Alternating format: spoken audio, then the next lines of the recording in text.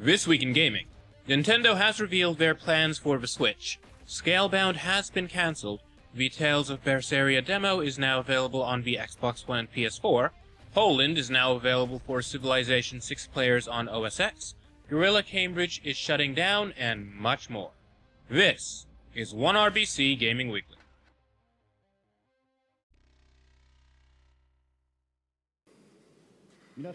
Hello, everyone. I'm Tatsumi Kimishima from Nintendo. First off, we've got the biggest gaming news of the year. The year thus far, that is. It is January after all. The Nintendo Switch is launching on March 3rd, 2017 in North America, Europe, and Asia simultaneously, and it will cost $300. On January 12th, Nintendo held a press conference where they announced the device's price and release date. They also announced that the Nintendo Switch would be region-free, meaning that any game you purchase in any location can be played on any Switch. You don't need to purchase a Japanese Nintendo Switch in order to play Japanese games. Of course, with the rise of digital gaming, this isn't all that meaningful. If a game is only licensed on the Japanese version of Nintendo Shop, guess what? It's staying there. That said, any physical games you pick up for the Nintendo Switch will run on the system no matter where they're from. During the conference, Nintendo started off showing off the Joy-Con controllers, which are attached to either side of what's being called the Joy-Con grip, which is basically a holder for the two controllers. However, it can be attached to the Switch tablet console itself for gaming on the go. Now, in case you somehow missed the news of just what the Nintendo Switch is, all you have to know is that it's a console that combines aspects of both handheld and home consoles. The Switch's tablet controller has a 6.2-inch capacitive screen. The touchscreen is not resistive, as Nintendo's other touchscreens, such as on the 3DS, have been. Nintendo is also claiming that the tablet will have a battery life of, at maximum, 6 hours, though you will see less for certain games. They say that The Legend of Zelda Breath of the Wild will run for about 3 hours on battery, and that the device can be charged either by the included AC adapter or by using a USB-C charger. Going back to the Joy-Cons, the thing that has my attention, besides their size, or lack thereof, is that they can be used independently of one another for multiplayer gaming. This was demonstrated in an earlier presentation video. Each Joy-Con, however, has an infrared camera that recognizes shapes. Hand gestures can be used as a form of input for video games. Besides gesture recognition, the Switch also boasts what Nintendo is referring to as HD Rumble. It's advanced haptic feedback that Nintendo claims is capable of simulating the sensation of ice cubes in a glass, or other things. So imagine shaking your controller and experiencing the feeling that there's something in there. That's what Nintendo is going for. Personally, I think the Joy-Cons sound pretty neat, but what has me particularly interested in them is that it seems as though Nintendo's setting the Switch up for virtual reality. If that sounds a little crazy, hear me out. One of the biggest issues that VR has run into, besides cost, has been input. While traditional controllers and mouse keyboard setups can work for navigating VR spaces, these input methods aren't optimized for VR. It almost seems like the Nintendo Switch Joy-Cons, which share motion control elements with the Wiimotes and gesture recognition with the recently released Oculus Touch controllers, have really big potential for VR. So don't be surprised if Nintendo's announcing a VR headset next year. But don't expect it either, as Nintendo has said that while they like the idea of VR, they don't have anything down in stone quite yet. The idea of VR is just my crazy speculation, really, but it certainly seems possible. Now, regarding the services for the Switch, Nintendo has announced that they will have support for online multiplayer for the device. Unfortunately, it's gonna cost you. Nintendo systems have featured online multiplayer before. It's always been free. They haven't announced pricing for the online multiplayer service on the Switch, but they are going to start charging for it in the fall. In the months in between, playing multiplayer on the Switch online will be what they're calling a free trial period. I'm guessing that it's going to be a glitchy, glorified beta. Again, that's just my wild speculation. Personally, I am disappointed that Nintendo's going to start charging for online multiplayer because, frankly, I'm not interested in another monthly bill. I can enjoy multiplayer games on my PC for free. I don't want to pay $300 for a console, $60 for a game, and an as-of-yet unspecified amount every month just to enjoy the full functionality of the games that I've already paid for. Then consider how disappointing Nintendo's online services have been in the past, with their friend codes and sluggishness and such. Nintendo's not done a whole lot to instill faith in their online systems.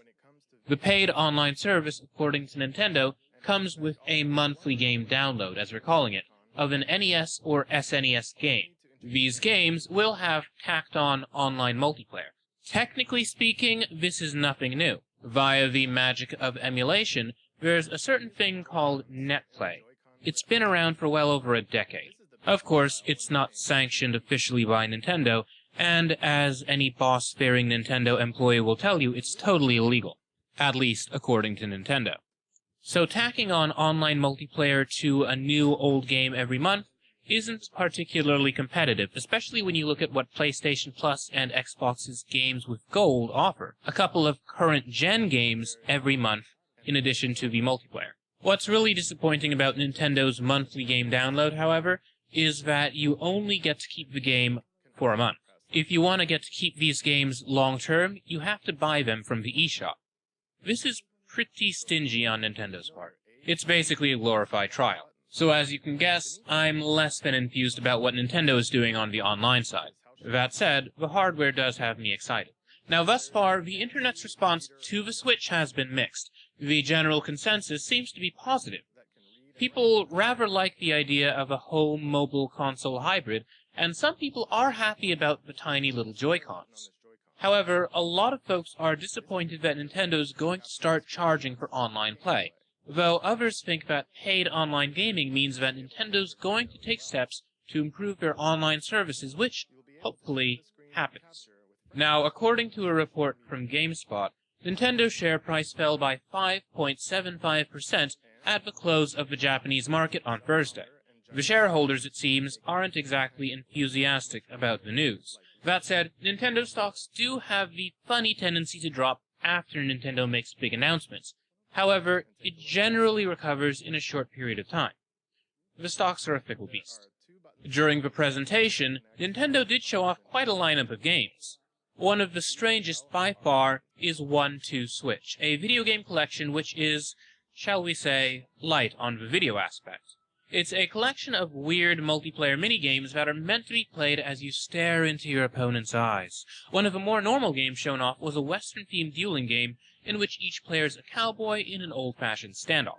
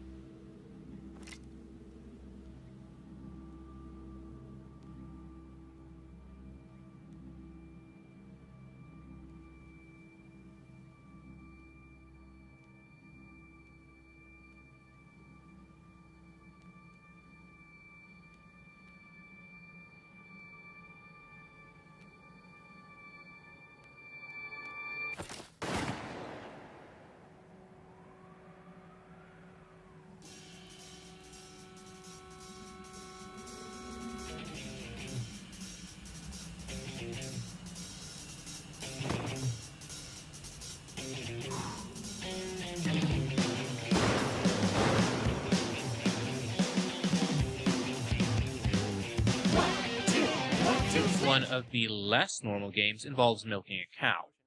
While it looks sort of absurd, I like the idea of games in which you aren't looking at the screen. Games that take advantage of audio and haptic feedback primarily seem really neat. 1-2 Switch is set to be launched alongside the console on March 3rd. I'm not sure if it's worth the $50 asking price, however. I think that this should have been a pack-in game, especially seeing as it shows off the unique capabilities of the console. At most, I could see myself paying $15 to $20 for something like 1-2 Switch. $50 is just too steep. A slightly less weird game shown off was Arms, a cartoony boxing game in which each boxer has absurdly long and elastic arms. Think Mike Tyson's Punch-Out meets Plastic Man. Now, Arms will have a single-player mode as well as multiplayer for online, LAN, and split-screen play. The game is set to be released in the spring. There's no word on a solid release date, however.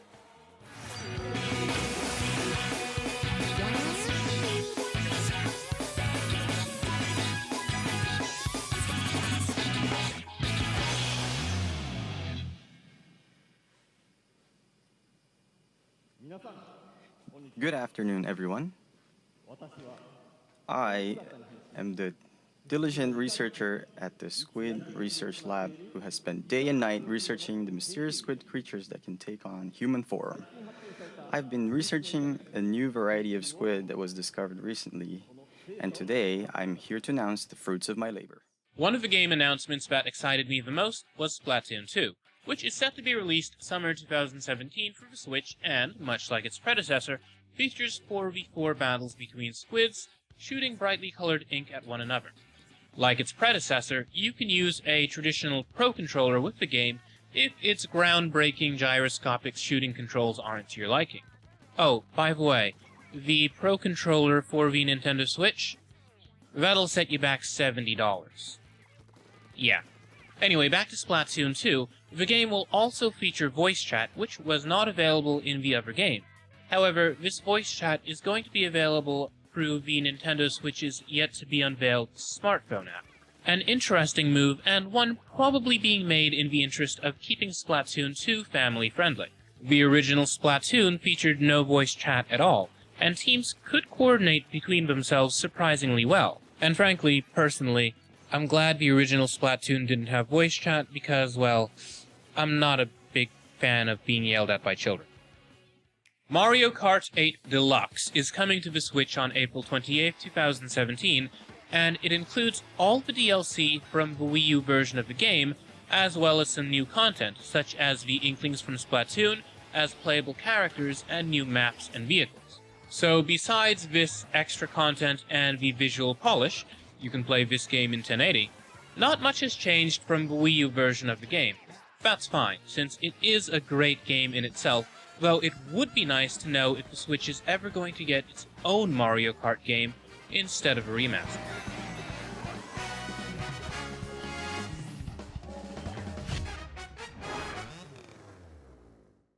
Now, the next main game in the Mario series, Super Mario Odyssey, will be coming to the Nintendo Switch during Q4 2017. It's a 3D Mario title with an open design along the lines of Super Mario Sunshine and Super Mario 64. What we know about this game thus far is that Mario will be able to visit an assortment of strange places on a ship that sails between worlds.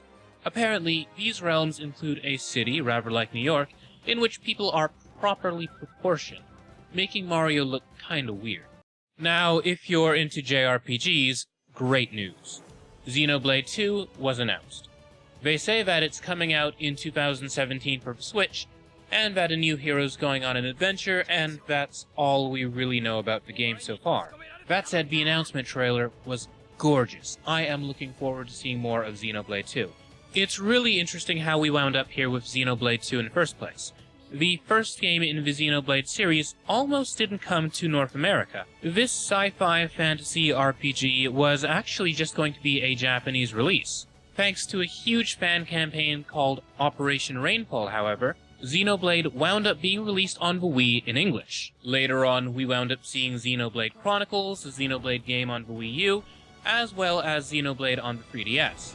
That for seeing Xenoblade 2 coming to the Switch, well, that's thanks to the fans.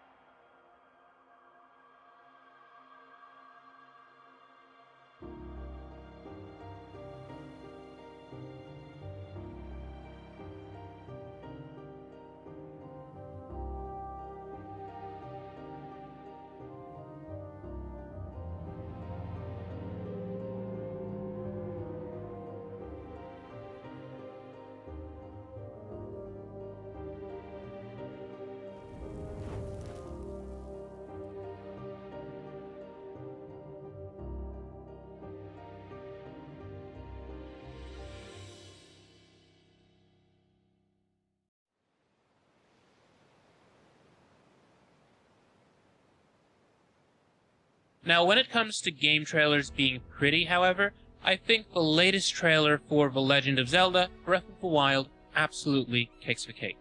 Now, this next game in the Zelda series is really going to be the biggest game in the franchise. This features a huge new game world with lots to explore and discover, along with puzzles to solve, and it looks just so promising. Now, I generally like to err on the side of caution when it comes to hyping a game before release. No Man's Sky, anybody? But I am unabashedly excited for Breath of the Wild. There's something about the game's aesthetic that feels very Studio Ghibli, right on down to the music. The Legend of Zelda Breath of the Wild is set to launch alongside the Switch on March 3rd, 2017.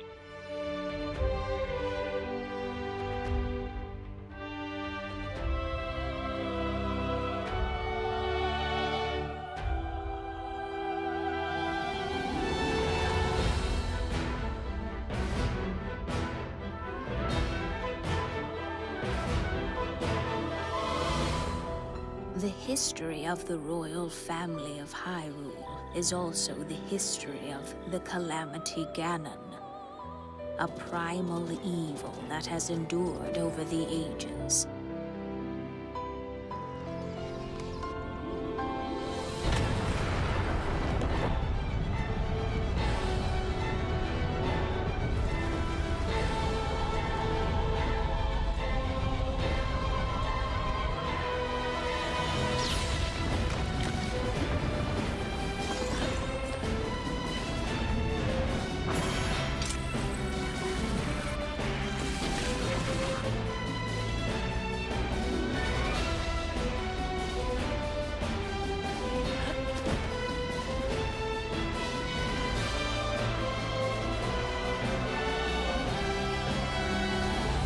That look on your face tells me that you have no recollection of me, however.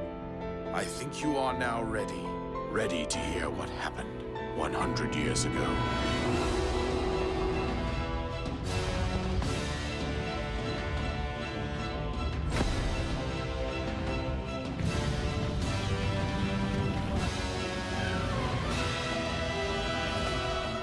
Everything I've done up until now, it was all for nothing.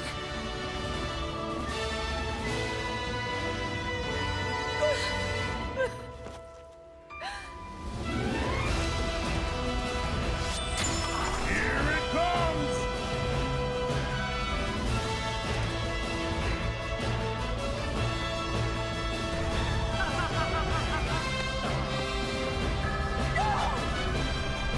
You must save her, my daughter.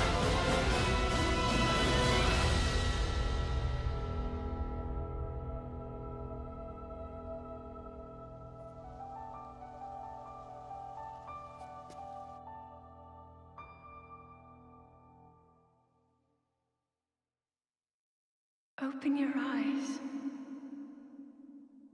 Frankly, I think that while the Switch does have a bit of a disappointing launch lineup, if you're big on Zelda, it might be worth picking up on launch day. It is worth noting that the Switch is launching in a little under 2 months, so while it doesn't seem like that many games, digital or physical, will be available at launch, Nintendo might have more announcements between now and then, so we'll be keeping our eyes open for fresh announcements. Overall, I really like the hardware concept, but I think I'm gonna wait a little while longer just to see what else is developed for it. I might pick up Splatoon 2, but I hate the idea of paying monthly for multiplayer, so unless it's earth-shaking, I might hold off. What do you think about the Switch? Will it be worth picking up at launch, or would you much rather wait and see? Hit us up on Twitter at OneRuleBeCool and let us know. Unfortunately for anybody looking forward to Platinum Games' title Scalebound, Microsoft Studios this week announced the game's cancellation. Now, in case you hadn't heard of Scalebound, you should know that the game was an action-adventure that sort of looked like Monster Hunter, except you're playing as a hip, mouthy young punk wearing trendy headphones. Also, you have an awesome pet dragon, and it looked really cool. Unfortunately, it just wasn't meant to be. In a post on their website, Platinum says that they are very disappointed things ended up this way. Hideki Kamiya, the game's outspoken director, hadn't much to say about the cancellation aside from his disappointment. The reason for Scalebound being cancelled isn't exactly clear. There was, however, a very clear response from the gaming community. A lot of folks are disappointed that the game's been cancelled and feel that doesn't bode well for the future of the Xbox One.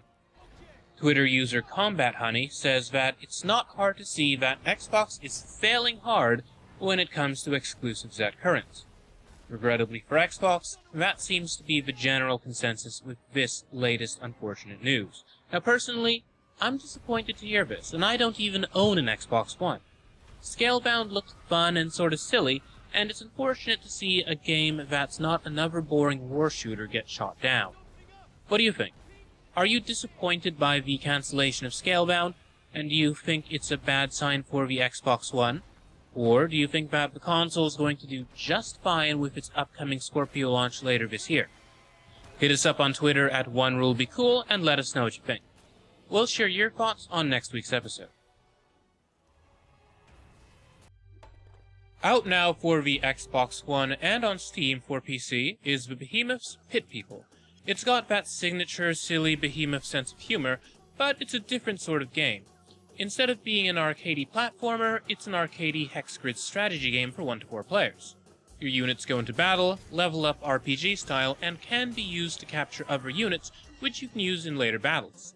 Narrator Will Stamper, who you may know for his work in the Behemoth's previous game, Battle Block Theater, returns for Pit People.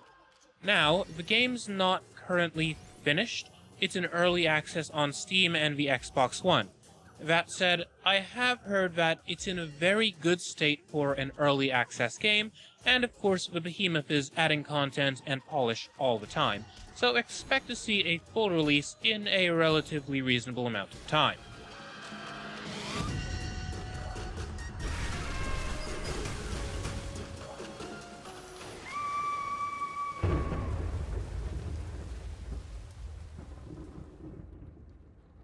This week, the Kickstarter for a game called Io the Clown captured my attention. Now, Io the Clown is a platformer in development for Mac and Windows. It wears its inspiration, the Mario franchise, on its sleeve. I'll let the game's trailer and developer speak for it.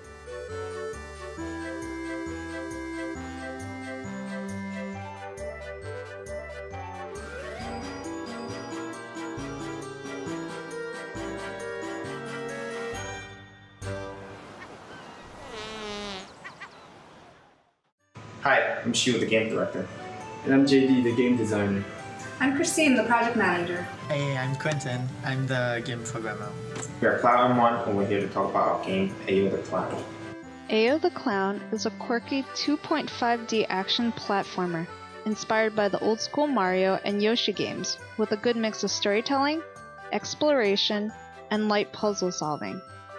Visually, we want to express Io's world through very cute, vibrant graphics, and with the naturalistic lighting system, you'll feel like it's almost tangible, that you could reach out and touch this beautifully imaginative world. You start with no skills, not even jump, similar to Zelda, A Link to the Past, but you will acquire them along the way, and with each newly obtained skill, you will be able to access areas you couldn't before. There are also a lot of things that you can collect, such as comic book pages, accessories, trophies, and treasure chests. As you play through the game, you'll learn of courage, love, friendship, and the amazing things that happen when you never give up. The story starts with Ao getting woken up by a loud noise coming from the hallway, and finds out his dog is missing. He runs outside in the rain to look for his best friend, but the dog is nowhere to be found. Worried about what's happened, he goes on a long journey to search for him. While he tries to solve the big mystery as to why his dog went missing, Ao will help and meet a lot of interesting and goofy characters along the way. As you can see, Ao the Clown is a very ambitious game. Even though we've built tons of assets and the game is coming along pretty nicely, there's still a lot of things we want to build to make this game awesome.